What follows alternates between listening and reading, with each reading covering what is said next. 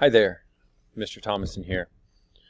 Our first of a series of 4 videos on naming compounds are what we call type 1 naming, and these are for ionic compounds where we know the charge, or the charges that the ions take are fixed. For instance, sodium always takes a +1 charge when in compounds.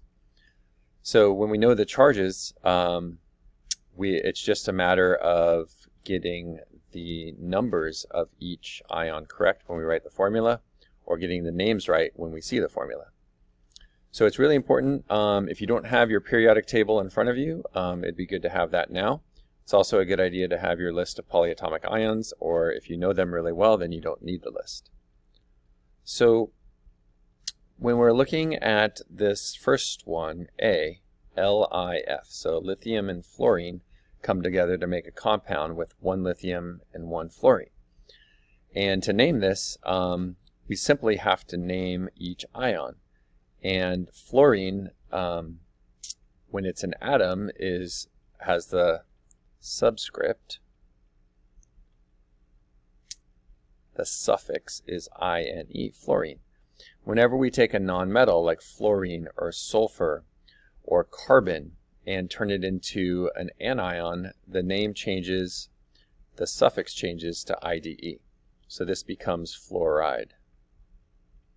So that's really important, that we change the suffix when an atom becomes an ion, and that's only for the negative ion. So this first one is just called lithium. The name doesn't change for the cation. And then fluoride. Nothing else needed. Doesn't matter how many lithiums or how many fluorides, we just name each ion. So for the second one, looks like we have Ca and then parentheses NO32. And if you're not sure about that polyatomic ion, its name is nitrate.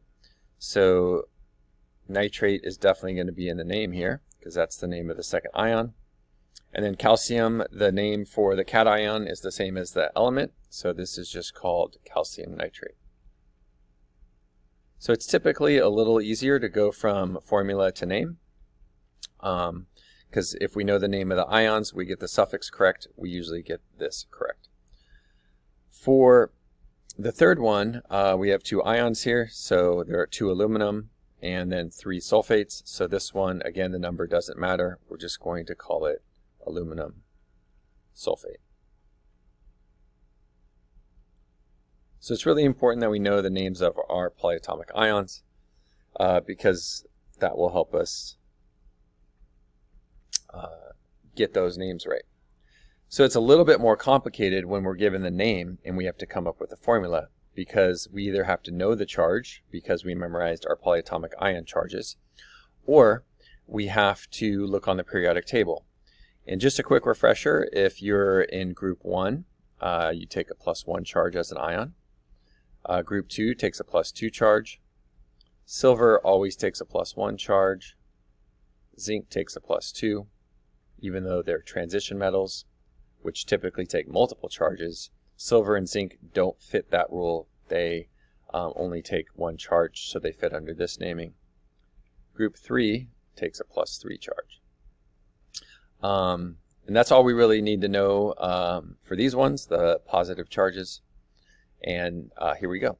So for calcium hydroxide, we look and see calcium is in group 2.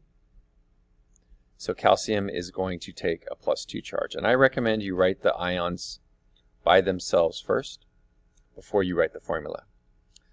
Hydroxide is one on our periodic table, and hydroxide, hopefully you remember, or take a quick look, has a -1 charge. The key to getting these formulas correct is realizing that ionic compounds, in order to be stable, have a neutral charge overall. So we need to have the same number or same charge of your positive ions, however many there are, as there are for your anions. And right now, +2 and -1 does not add up to 0, so it's not neutral. So we're going to need an extra hydroxide ion. And one trick we'll learn is called the crisscross rule.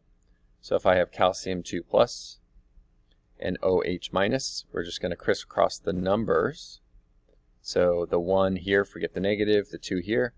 If we crisscross these numbers, then those are going to become our subscripts. Another thing to remember is we always need parentheses around a polyatomic ion if there's more than one. So for one polyatomic ion, you don't need parentheses, and you should not put parentheses. However, if you have more than one, you do.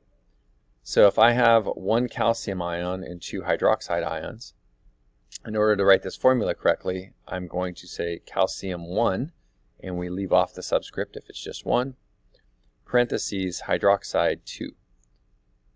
So this means I have 1 calcium ion, 2 hydroxide ions, and that balances the charge. So plus 2 for the calciums, minus 2 for the 2 hydroxide ions, calcium hydroxide formula. For zinc carbonate, again, I'm going to write the ions. So zinc is always a 2+. That one you have to memorize. Carbonate is CO3, capital O with a 2-. And plus 2 and minus 2, if you just do one of each of these, then you will end up getting those charges balanced. So you're going to say ZnCO3. And you might be asking, what if I crisscross? If I crisscross, I would get Zn2CO3 parentheses 2. And we say you crisscross and then reduce. So if you got ZnCO3 or Zn2CO3 2, then if you reduce that, it would go to zinc carbonate ZnCO3. That's the correct formula. All right, for ammonium phosphate, again, write the ions. So ammonium, it's our positively charged NH4 ion. And then phosphite is our PO3, 3- ion. So how am I going to get these to balance? Well, I'm going to need a few of these NH4 ions. So I'll go parentheses, NH4, 3.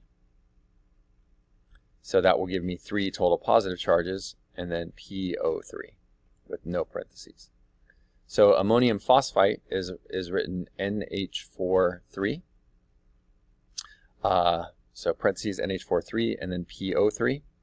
And we usually don't show charges in our formula. So I like if we show our charges separately, just to remind us, like if we have these correct.